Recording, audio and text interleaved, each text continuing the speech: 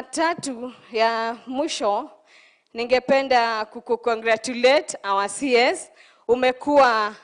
Umekuwa gunzo sana katika hii department yetu ya interior.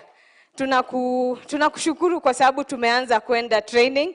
Wengine wetu bado sisi hatujaenda, lakini tunajua tutaenda na tutafanya bidii kuliko vile tunafanya. Asante sana.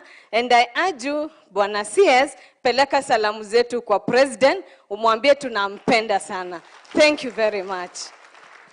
Asante sana, mpige makofi Madam Assistant Chief. Huyo ni Assistant Chief Susana kutoka Transmara West.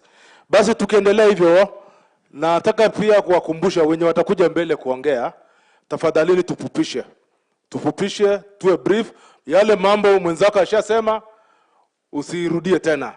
Na baada hapo sasa, baada ya Susana, tutakaribisha kwa hii orodha sasa. Tutamkaribisha Bunei, yuko karibu hapa. Baada ya Bunei, naondoka wakuja hapo mbele hapa, ili kukimaliza unapanda hapo kuongea.